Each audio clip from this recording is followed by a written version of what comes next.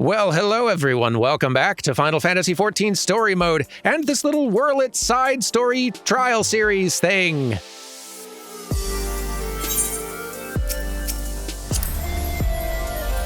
I do hope you're enjoying all the mecha fights and downer stories. These things will continue, is my guess. Ooh, right, reading. There's going to be more. Well, do more. Okay, 2 more. Name, the Sapphire Weapon. War Machina developed by the 7th Imperial Legion as a successor to the Ultima weapon. The second known case of the synthetic Orosite system being used in open combat, employing the combat data of Regula van Hydrus, former legatus of the 6th Imperial Legion. Evidence indicates that the War Machina was in an incomplete state, and Oversoul was used to mitigate mechanical deficiencies. It was deployed off the coast of Whirl-It and sent into battle with Garland Ironworks' G-Warrior, piloted by Durman Durrami. It was then rendered inoperable but structurally intact, with only superficial damage sustained. Which almost makes it sound like I did a bad job. Which, to be fair, I kind of did. Rickon, pilot of the Sapphire Weapon. All other information regarding the subject was gained via verbal testimony of Gaius Baelsar. Born and raised in Whirl-It until his parents died in an epidemic, after which he was taken into the care of Gaius in an imperial orphanage.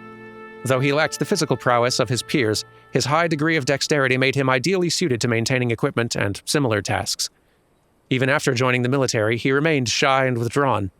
However, on occasions, where the safety of his friends was threatened, he would not hesitate to defend them. He later replaced the designated pilot of the Sapphire Weapon, fellow orphan Rex, and was absorbed by the weapon's core upon activating Oversoul. Estimated age at time of death, 17 years old. They're getting younger. Cid's investigation in Turncliffe has led to startling revelations. It's good to see you, Durman. I'm pleased to report that Master Garland and the others uncovered a fair bit of useful information at the Imperial facility in Turncliffe. In fact, he'd like you to rendezvous with Gaius in the town square, where he'll reveal what they've found. Once you're ready to depart, your escort will lead the way. Okie dokie. Turns out I'm extremely ready to depart. Let's go back to the pretty new town. I'm ready to go.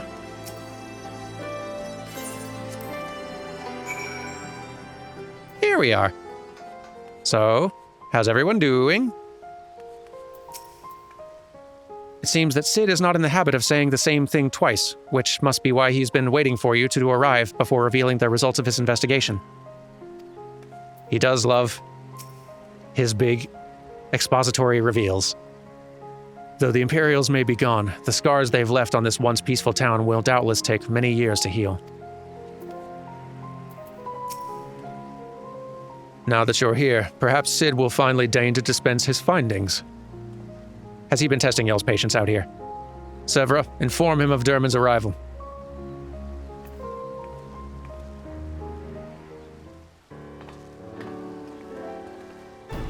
Hi, Cid. Thanks for coming. So, what have you discovered? To tell the truth, we were lucky to obtain any information at all, considering the lengths to which the Imperials went in covering their tracks. You see, the hangar below was not just used to store the weapons, but played a critical role in their creation. We now know the code names given to 3 of the weapons: Ruby, Sapphire, and Emerald. Obviously, we're all familiar with the first 2, but the third is something of an unknown quantity. At the very least, this confirms the existence of another of those abominations. At the very least?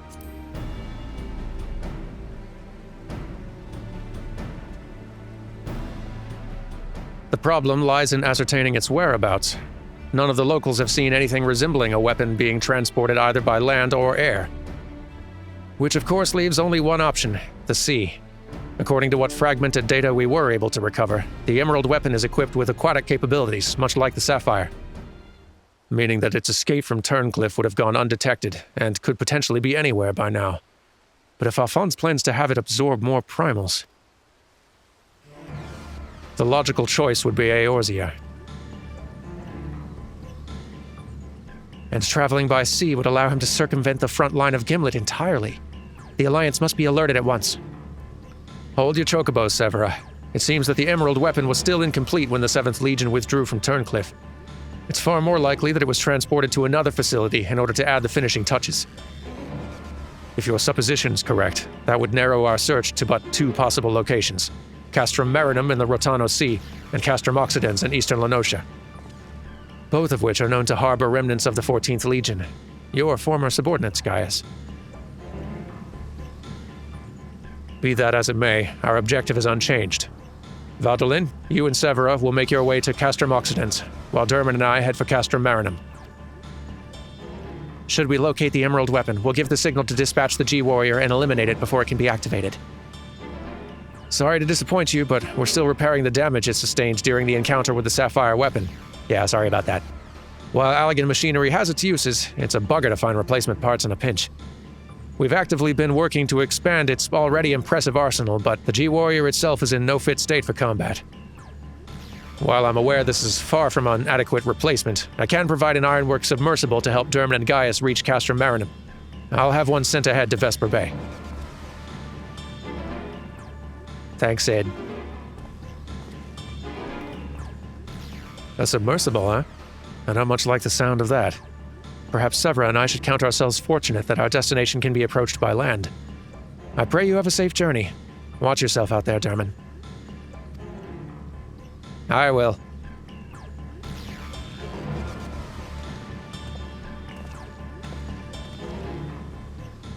It's time we departed. Let's make our way to Vesper Bay. Good rhyme, and yes, let's do.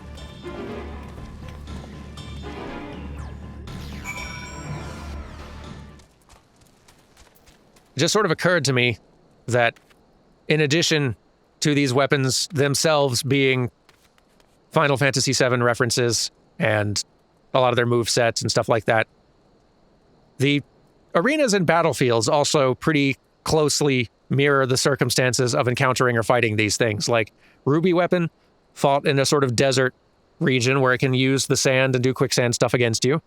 Sapphire Weapon fought in the water out on the coastline outside of a, like, coastal city. Well, fought. I guess the city shot it with a gun, so we didn't really fight it in 7, but that's where the fight itself happened. And then Emerald Weapon, underwater, floating around, and you encounter it by running into it with a submarine. Pretty good. Don't know why that never clicked with me before.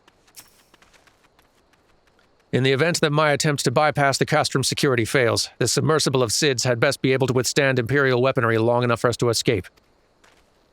You good over there? You're fine. As per Master Garland's instructions, the submersible's ready when you are. But before you depart, I've received some scraps of intelligence regarding your opponent from my colleagues in Turncliffe. Apparently, it uses some sort of levitating, hand-like appendages. 6 of them, in fact, though we're not quite sure what purpose they serve. Sounds like having eyes in the back of your head may come in handy, but that's all we know, I'm afraid. You have our thanks. After all, forewarned is forearmed. If the Emerald Weapon has indeed been transported to this Castrum, it would need to enter via the dry dock. We shall do likewise. As one might expect, there are measures in place to keep out intruders, but the security systems can be tricked into recognizing us as an Imperial vessel.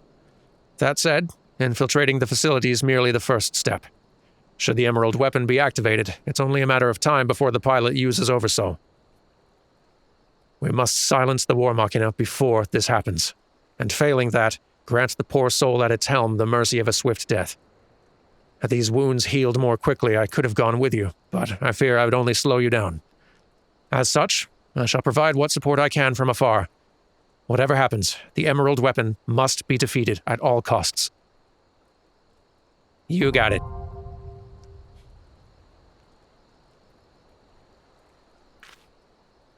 Seems like I maybe better get another little crew together. Excuse me. All right, here's the gang all gathered and ready and looking good. We've got some cosplay going on for sure here. You can probably identify some of them already.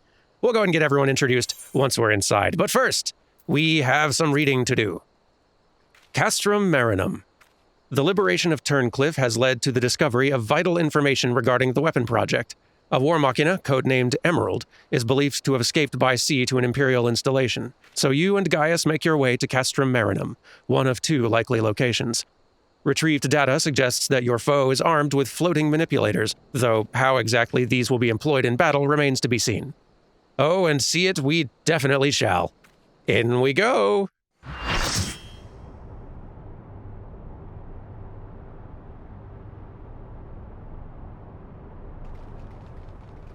This is it. The Emerald Weapon.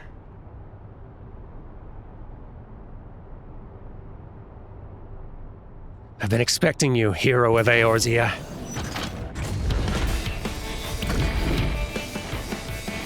Look, Father, this is the power that we command.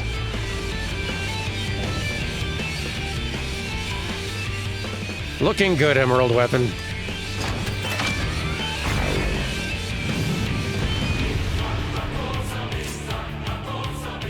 May this go better than literally any time I accidentally bumped into you in Final Fantasy VII. So, okay, we got some good portraits and whatnot going in here, and good cosplay, as I said before, so let's go ahead and introduce everyone. So, actual tanking today will be Morgenstern, who's sort of dressed up almost as Emerald Weapon, sort of like a weapon pilot. Love it very much. Healers today will be Solon and Lily, dressed as a Turk and as Rufus. Very good. Let's see, we've got damage dealers also. Deltia, currently cosplaying as Scarlet. Henri, currently cosplaying as Reno. Very good. Electo, currently cosplaying as Vincent. And Alice, currently cosplaying as Cisne. A very good Final Fantasy VII themed cosplay group. Well done, everyone. Well done overall. This is going to be good, and hopefully, successful. Always important. Let's get this fight underway, everyone. Let's go! Rex, there's no need for us to fight. Let us help you. I'm sorry, Father. We've come too far to back down now. Let's see how much of this fight I can remember. Should be fun.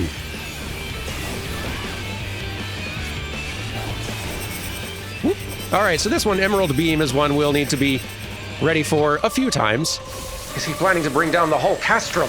We're going to have to be rotating to avoid all of these beams as they keep going round and round, and also dodging all these consecutive rings. Oh. Don't know how that didn't hit me. Got lucky. But every time the boss does that, it's going to kind of shred off the outer edge of the arena, making it smaller and smaller, and giving us less and less room to maneuver. Hooray, hooray. Lucky us. Whoop. Okay, so we've got mines here. Notice a couple of them are connected and have these little magnetic symbols over them. You kind of have to observe the rules of magnetism to guess where those bombs are going to move before they go off. Those two had the same charge, so they're going to repel each other. All right, now the bottom half of the boss has disappeared, and we need to watch out for side scathe. Whichever side is glowing is going to just sort of nuke half the arena. And then it's going to do one of these blue knockback things, which is going to knock us back. So we want a position to not get knocked off of this increasingly small platform. Very important. Now the bottom half of the boss is back. And it's doing this again, so floor gonna shrink again.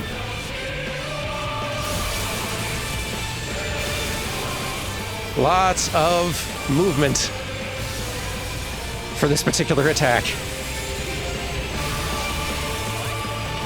Okay. Floor, go away.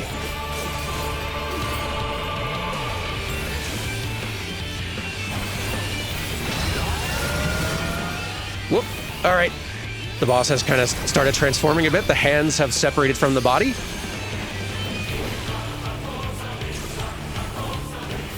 Which is going to make a few upcoming moves slightly more complicated.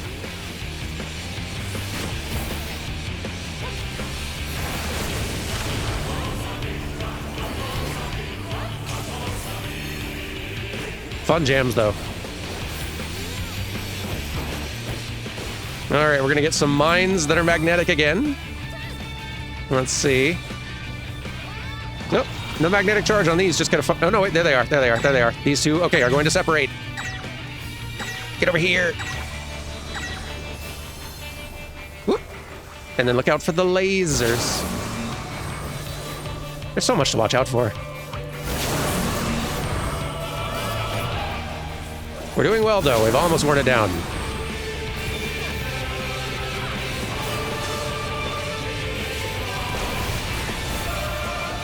All right, the boss is going to split again. Bottom half go away. Top half is going to nuke half of the arena again, but now we got hands on the outside. I know that formation. It was used in Wurlit all those years ago.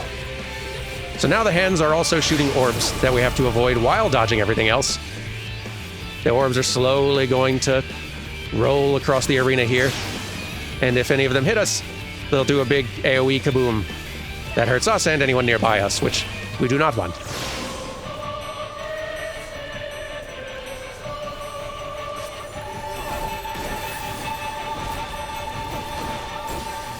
Oh, knockback circle. Position.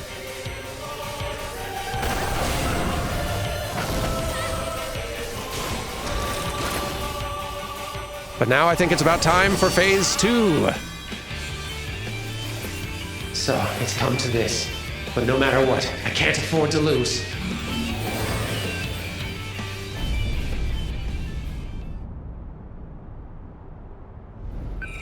Not even you can beat the Empire's finest. Activating Oversoul. Baelsar combat data ready. Initiating organic core override. Ali, Alphonse, this is goodbye. Rex, what have you done?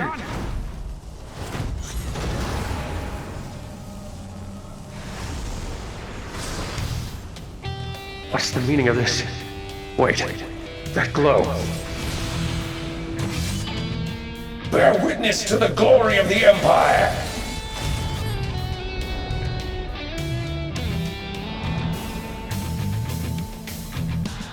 This is Wurlit. At the time of the invasion, could the synthetic orocyte be causing this? Is all golded up. Now for this phase of the fight. Very similar to how Baelsar himself golded up his armor. Kind of in the big boss fight against him near the end of A Realm Reborn. Good callback. Now that we're in this phase, we're going to see a few trickier to dodge moves. The first of which is this one. Note, 3 of us have been targeted with these blue arrow columns. Anyone in the path of these, when they go off, is going to get knocked back in the direction the arrow is pointing. So don't get knocked back into these AoEs or into the outer wall, which will kill you. And now this move, which marks all of us with these X's that are going to drop big X-shaped AoEs wherever we're standing. So we're trying to drop them in places that'll give us a nice zone of safety in the center. Like so.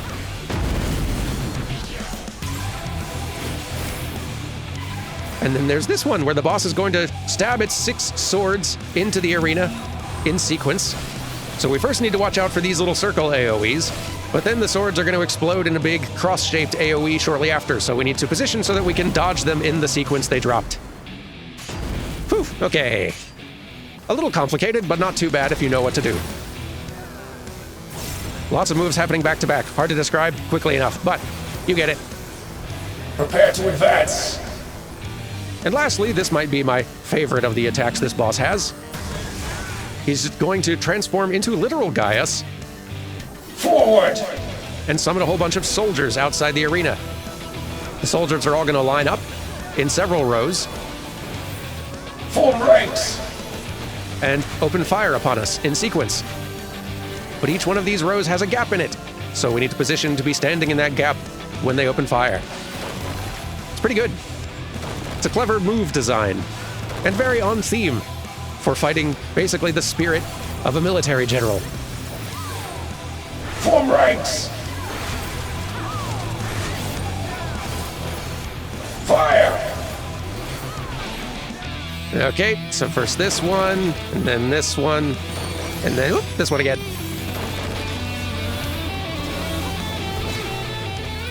That's a clever move design, I like it.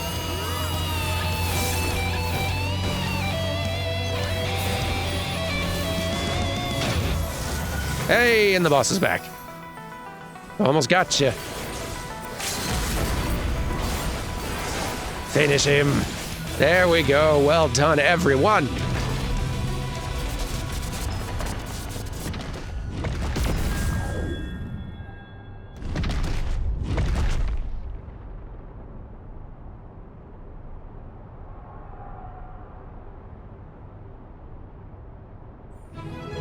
Hey, a good, clean fight.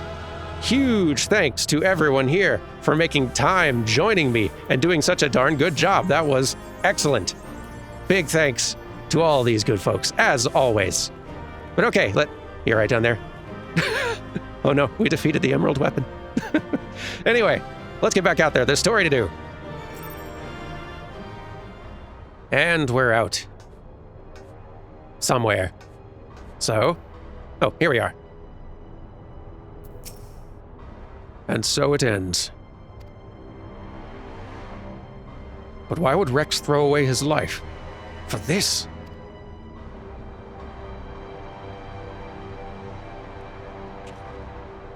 You're right. If I'm ever to learn the truth, I must concentrate on the task at hand. Of course, we do not need to wait for Sid's analysis to tell us whose combat data was used on this occasion. It galls me to think that my techniques and strategies could be so closely replicated. Nevertheless, the observations I made during the battle may yet prove useful. As a matter of fact, that was not the only information I was able to gather. I intercepted a signal that revealed the troops stationed here were permitted to withdraw, seemingly in return for assisting the 7th Legion. They must have known that the Alliance would follow the Emerald Weapon here sooner or later and made their escape. Meaning, the way is now clear for Sid to inspect the War Machina's remains.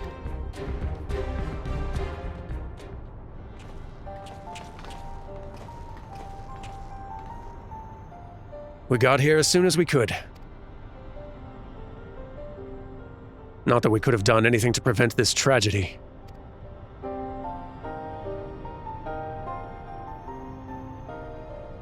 From what we know, it seems that the Emerald Weapon was ilm for ilm a great deal more powerful than the previous two. If this is allowed to continue, who knows what sort of monstrosity the 7th Legion will conceive next. Nevertheless, Durman has once again proven himself capable of overcoming the worst the Empire has at its disposal. You may be relieved to hear that Castrum Occidens was free of anything resembling a weapon. Unfortunately, it was also devoid of any useful leads, and we came away empty-handed. In all honesty, part of me wishes we'd never found the Emerald Weapon. Perhaps then, Rex would not have been forced to make the ultimate sacrifice. I only hope that he's finally at peace.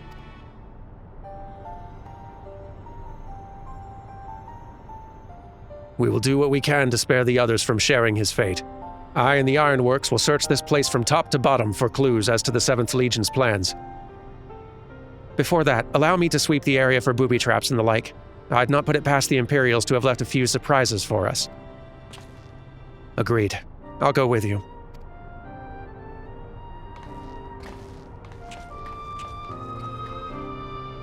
With that in mind, I'll begin my examination of the Emerald Weapon. Carefully, that is.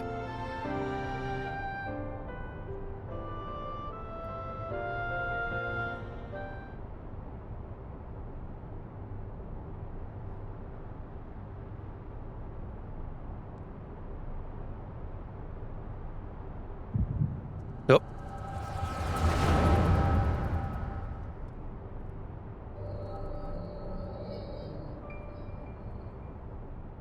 Alphonse, you knew all this time, didn't you?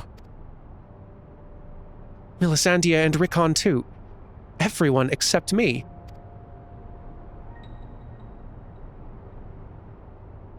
And you, Rex? Yes. That's what the synthetic Auracite system is. The fusion between pilot and core is the key to Oversoul. And unless we use it, we don't have a chance of beating Father's newfound friends. They stand between us and the Primals, without which the weapons will never reach their full potential. We thought that if you knew the truth about Oversoul, you'd try to stop us. Of course I would. But what I don't understand is why all of you are so willing to give your lives for the weapon project. What is it all for? It all began the day Father left. Without his guidance, his protection, the Garleans lost any respect they once had for us. But their cruelty pales in comparison to Valen's. To him, conscripts like us are expendable commodities, an endless supply of test subjects for his twisted experiments. But no matter what they do to us, we will never lose hope. If it is the duty of the strong to lead the weak, we will become the strong and protect those who cannot protect themselves. The weapon project will give us the strength we need. We will create a world where people like us can live without fear of persecution. We want you to see this new world for yourself, Ali, even if we must give our lives to make it a reality. But why me? The years spent serving the Empire have changed us all, except you, Ali. Even after everything you've seen, you're still the caring, innocent girl we grew up with. More than any of us, you deserve a chance at happiness. That's what we all agreed. Ali, listen to me. Right now, the soldiers assigned to watch over us have all been called away to the capital. Now's our chance to get you out of here. Then why don't you come with me? If Alphonse and I were to run away now, they'd only force others to take our place. We can't let that happen. This is our way of upholding the ideals Father instilled in us. Our lives are a small price to pay for Wurlit's freedom.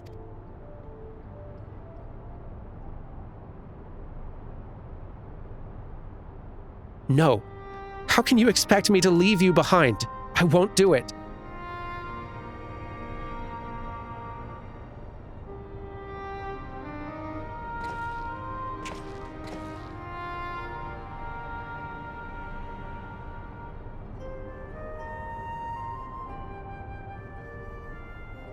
We will forever be at your side, Ali. Rex, take her to the holding cells.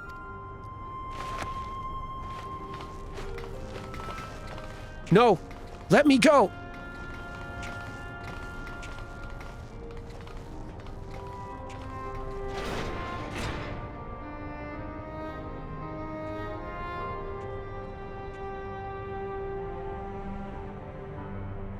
So, win or lose, the plan is to hand over the Castrum to Father.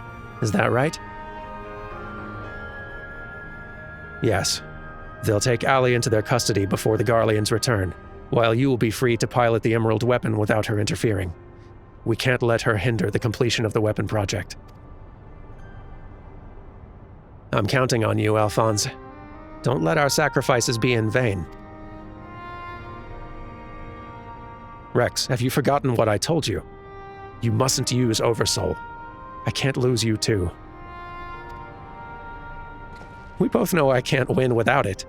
Besides, we need the combat data of the Emerald weapon fighting at its peak if we're to have any chance of perfecting the synthetic Orosite system. You know I'm not the sort to do things by halves. Forgive me, Rex. And don't you worry about me. If this is where I meet my end, I'll do it with a smile on my face. The rest is up to you, Alphonse.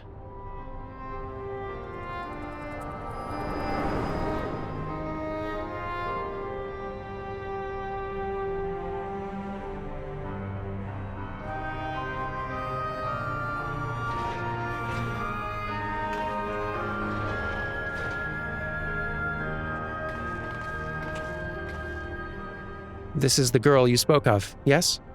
She was locked in a cell, but I saw no harm in letting her out. I can't say for certain, but it seems she's been through quite an ordeal.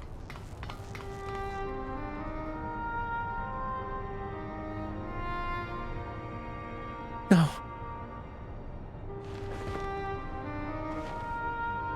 Why, Rex? Why?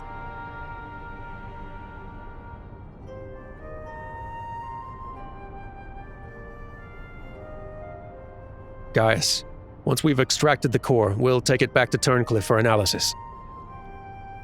Perhaps she should come with us. There's no use in her staying here.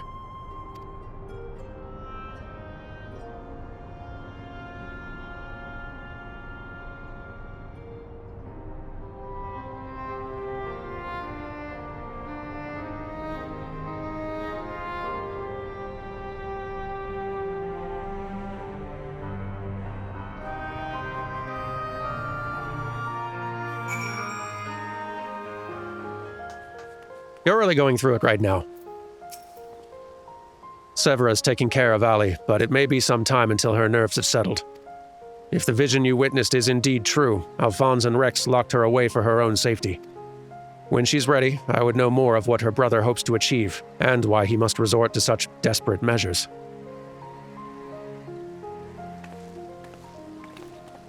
Allie's condition has improved somewhat, but she remains in a state of shock. We must give her more time to recover. There was one other thing that I thought you should know. When we checked her for injuries, we saw that her back is covered in welts and bruises. Who did this to her?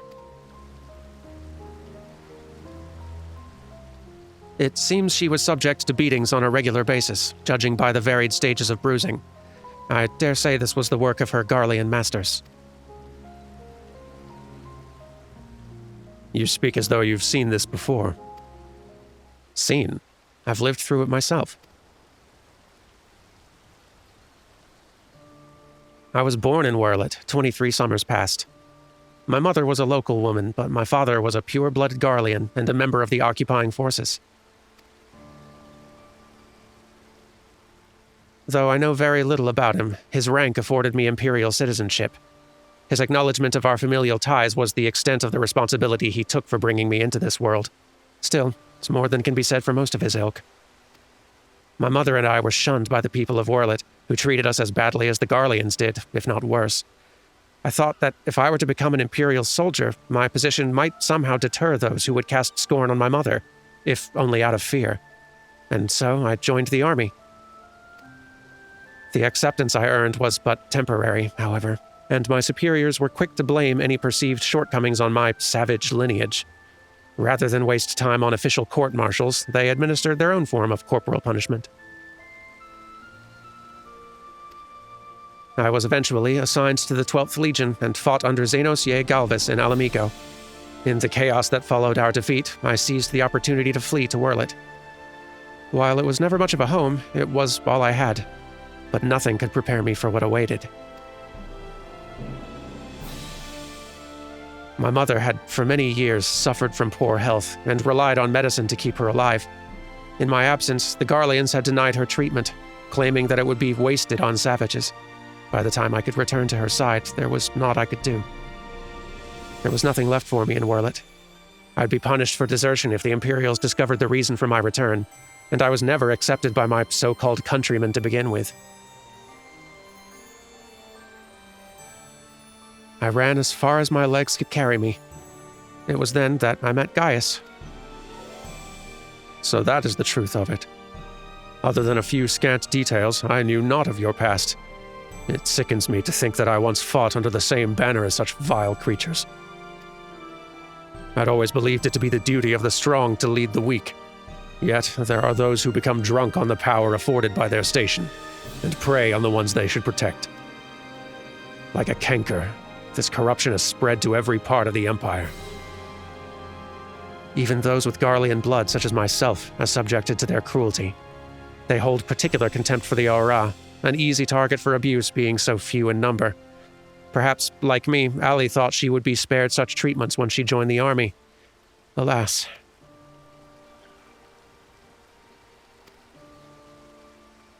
I only hope that with time, Allie can put the past behind her and make a new life for herself. But for now, all we can do is wait for her delirium to subside. It is Valdolin's turn to keep watch. Let us ask him if there's been any change.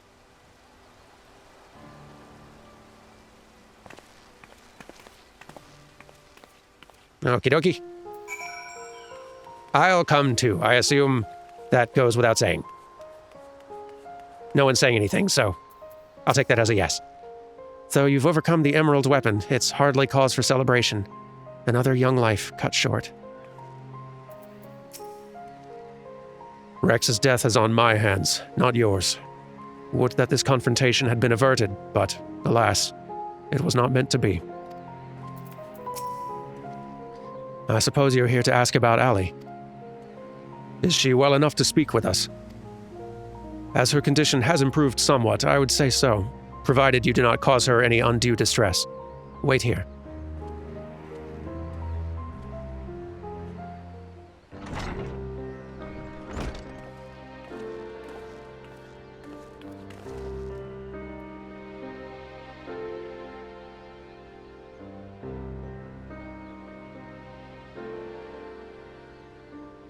Allie, I'm sorry. What happened to Rex? It was my fault. Melisandre and Rickon, too. They died because of me and my foolish ambitions. Father, no. This cannot go on. Please, Ali, you must tell me all you know.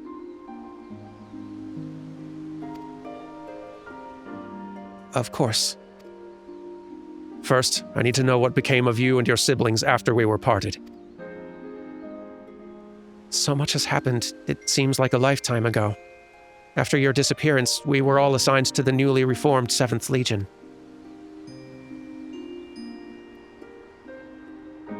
At first, each legatus was quickly replaced by the next, until eventually a man named Valens van Varo was given command. He was sent from the capital, but before that he was a specialist in experimental magitech weaponry. We later discovered that he was ordered by Emperor Varus to complete a project involving anti-primal war machina, the weapons. But after the Emperor's death, he was free to employ whatever methods he saw fit, and his greed for power only grew. Some even say he's planning to use the power of the weapons to lay claim to the throne. But I think there's another reason for his obsession with the weapon project. Not that he'd ever tell anyone, but he's always muttering to himself. And I've been able to put the pieces together. He's jealous of you, Father. Valens van Varo. I must admit, it was only recently that I first heard that name. Valens used his knowledge of magitech to devise various military strategies. He was given a position in the army and quickly rose through the ranks. That was until one man stood in his way. You, Father. He was one of the candidates to lead the new 14th Legion, but that role fell to you. After that, he was assigned to serve under a far more gifted engineer, Nero, who was in charge of restoring the Ultima weapon. Valens has resented you ever since, going so far as to oppose the ideals you upheld, where you treated those who served the Empire based on merit rather than on their race or origin. Valens is adamant that pure-blooded Garleans are superior to all others. It never ceases to amaze me how far some will go in the name of revenge. All that hatred festering away. Nothing good could ever come of it.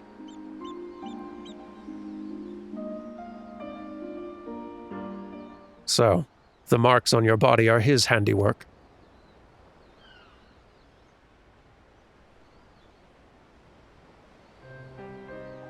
Yes. To Valens and his men, we're no more than fodder for his experiments. Playthings on which they can vent their frustrations. Every day is filled with nothing but pain.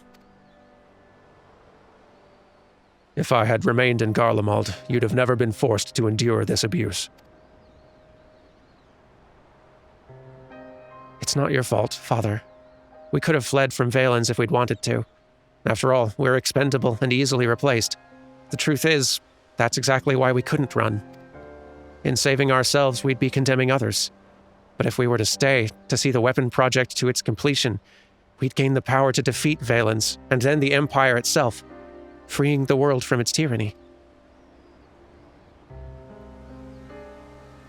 That way, we might start afresh and find a place we can call home. And not just for us, but for anyone who wishes to live in peace. You would give your lives for a future you may not live to see.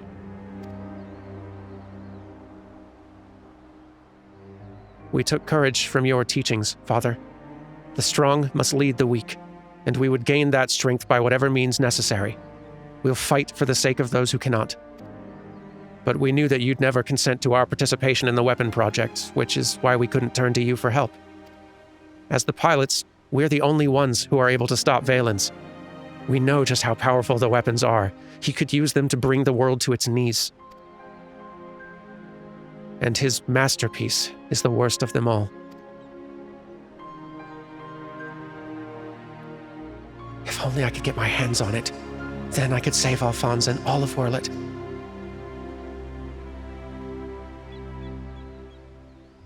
Father, I know you and Alphonse stand on opposing sides of this conflict, but there must be some way you can help him. He may have called you our enemy before, but he never meant it. He still loves you, Father. You are everything he aspires to be. I've failed him. Failed you all. But I refuse to abandon him to his fate.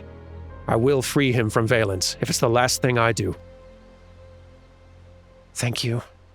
He needs you, now more than ever. Listen, Ali. I once sought the strength to rebuild the world as I saw fit, but the Ultima weapon was born not to create, but to destroy. Alphonse must not follow in my footsteps. I know all too well where they lead. I will do all I can to help your brother. Pray, tell me where he is. He's...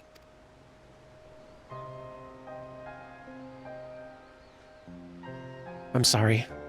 I don't know where he could be. In that case, I shall have the Alliance dispatch scouts.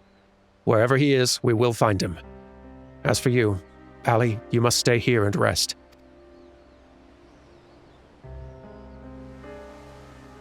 Wait. You're the one who fought Rex, Rickon, and Melisandre, aren't you? We're the ones who threatened your homeland. You only did what you had to do. I have no right to ask this of you, but... lend my father your strength. Save Alphonse. I know now why they call you hero. Alphonse, I'll do what I must to free you, even if it means going against Father's wishes. But I have a good feeling about this new friend.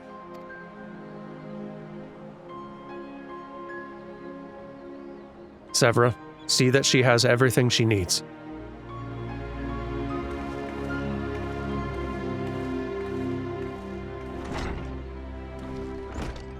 Our allies must be informed of these troubling events. May I ask you to relay this news to the troops in Garabania? You got it. Dermot away. Your loving father act may fool the others, Gaius, but not me. For every life you've saved, you've ended 1,000 more. Or is this your idea of redemption? Call it what you will. For all my transgressions, I believe I still have a part to play.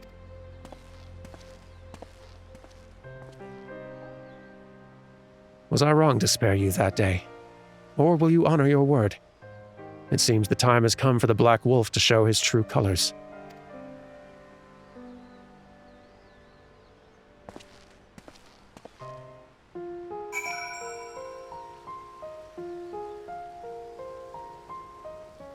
All right. Anyone to check in with? Ah, you're still here. Okay. The majority of the 7th Legion are sure to be stationed in the city of Werlet, the heart of this occupied territory. Whether Alphonse is there with them remains to be seen. According to Ali, another weapon lies in wait, but where we do not know. It stands to reason, however, that if we were to find it, Alphonse would surely not be far away. While I am painfully aware of the cruelty the Empire shows its enemies, even I am appalled to hear of how it treats its own. War machina that feed on the very lives of their pilots. I can scarcely imagine anything more heinous. It ain't great. All right, let's go back and report. Resistance folk, I return with tidings of large robots and sad times. We recently received word of your victory over the Emerald Weapon. Oh, goodness, news travels fast. I expect it was another fine display on your part, not that many of us were there to see it. For that reason, we'd be grateful if you could give us a blow-by-blow account, if you wouldn't mind. Boy, that shadow moves fast. Good grief. Sounds like you had an awful lot to contend with. Rather you than me. Well, I shall add this to our ever-growing stack of reports, should anyone wish to review this information ahead of our next sortie. Now, if I may say so, it looks like your ordeals have taken their toll. We'll let you know if anything requires your attention, but until then, be sure to get some rest. That's a great idea. And some tea. My voice is tired.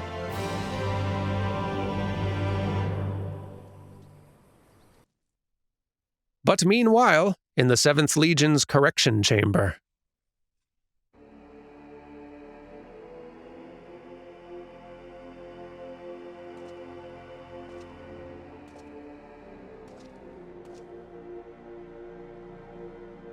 Three weapons. 3 pitiful displays of ineptitude.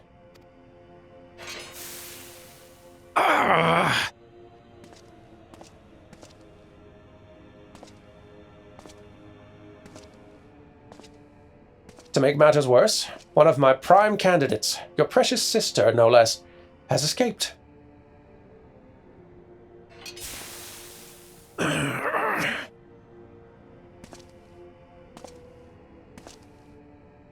And who should she go crawling to but that swine Gaius? After everything I've done for her, and this is how she repays me. As her older brother, it's your responsibility to instill some discipline in her, and you failed miserably.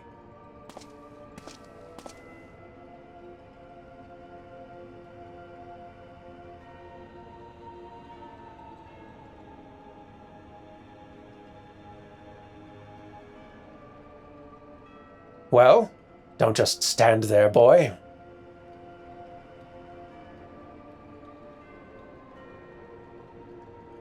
Oh, of course, it's your first time, isn't it? Come along. There's no need to be shy.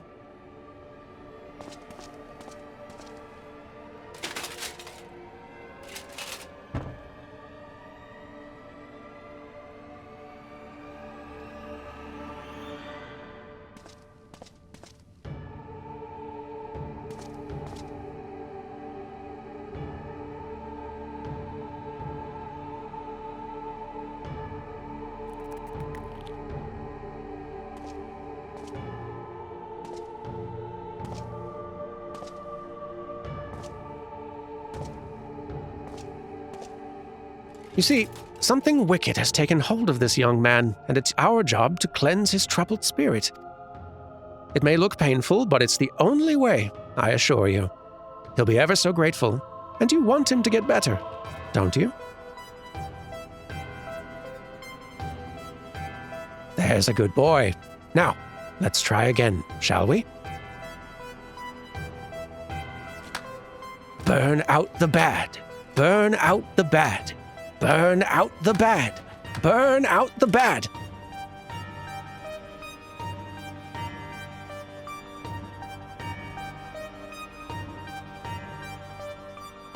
Burn out the bad.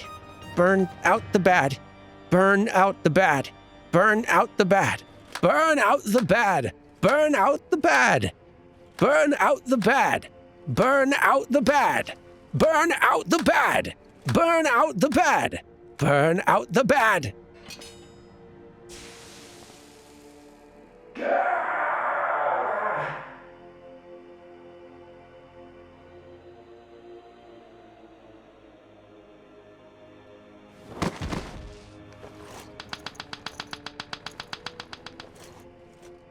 Well done! You've all made Father proud. Very proud indeed.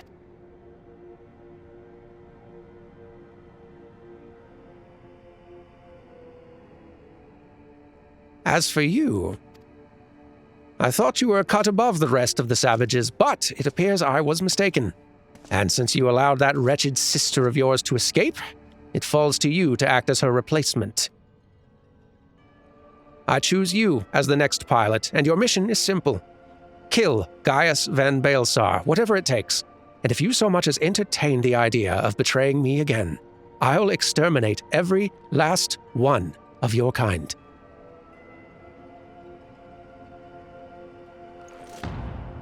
Like the vermin they are.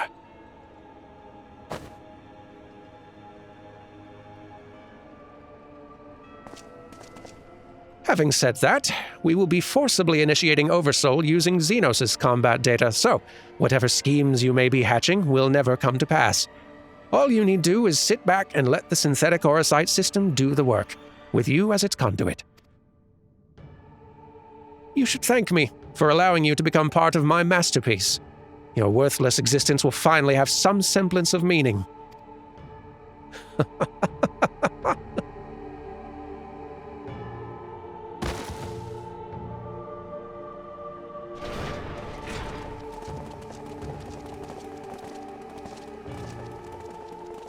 Lord Valence, preparations for the Oversoul trial are complete. We await your orders.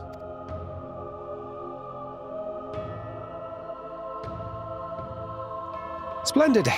There's never a dull moment around here. Now then, boys, who'd like to see something special? Come along, everyone. Father has secrets to share with you.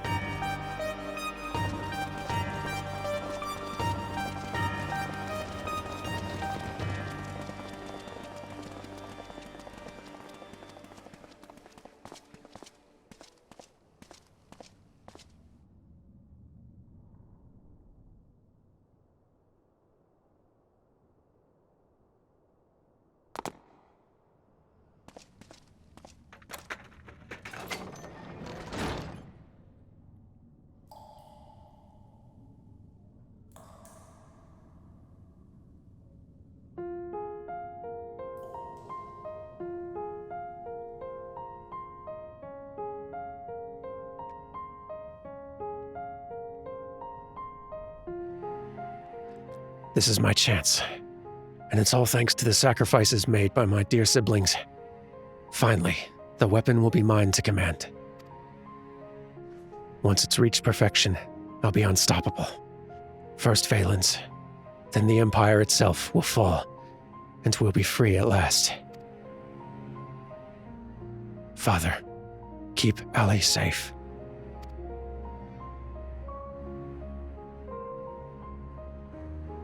Melisandre, Rickon, Rex, I'll see this through to the end.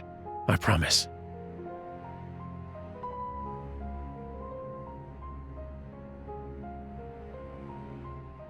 Until then, watch over me.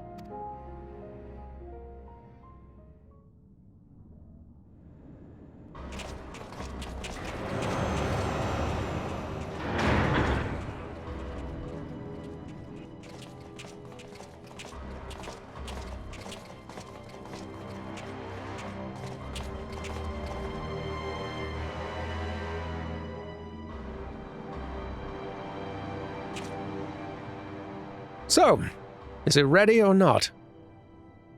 The trial sequence has been primed, sir. Then get on with it.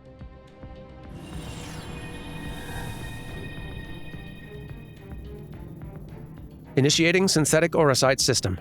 Loading diamond weapon simulation.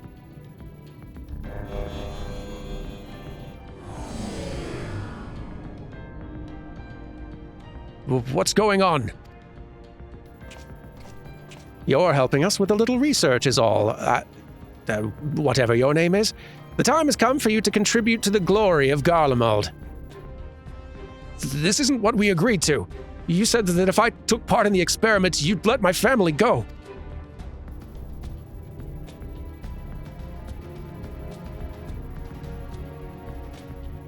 You have Xenos' data loaded, yes? Activate Oversoul and be quick about it. Understood, Lord Valens. Galvus combat sample, ready. Initiating organic core overwrite.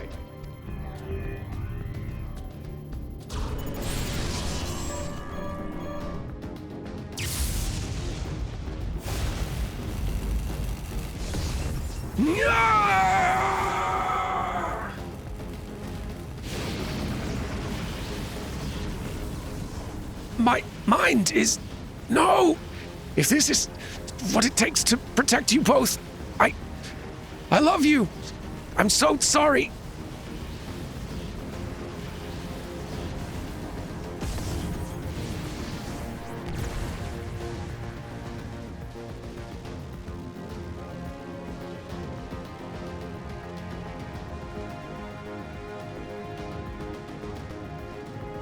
Where is my prey? Organic core override complete. Xenosia Galvus data loaded.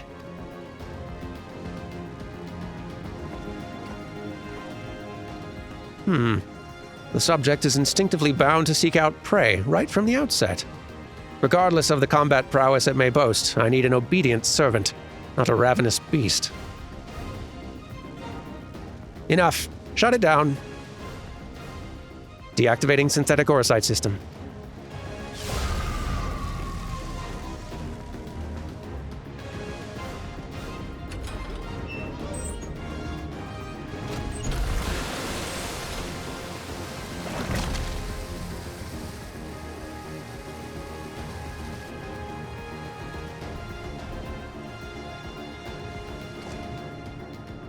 Oh, how revolting. And what a mess it makes of the cockpit. Adjust the settings and prepare for another run. Fortunately, we have the next test subject ready and waiting.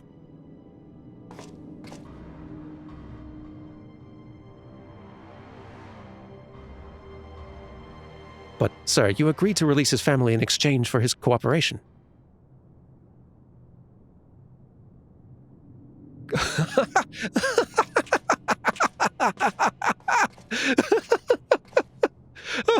Oh. My. I never knew you had such a wonderful sense of humor. The great Valens Van Varro, bargaining with savages. More fool him for trusting me in the first place.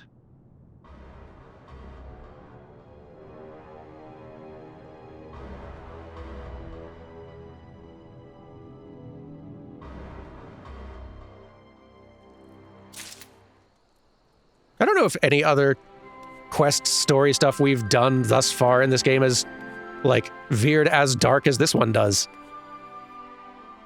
I'm not sure. I can't think of one off the top of my head. Although I guess there is something appropriate about that. There is a rich history of mecha anime that goes very dark indeed. Anyway, I will see you next time for some more of it, possibly the conclusion of it, of this little Wordlet storyline. Until then, though, take care, and goodbye.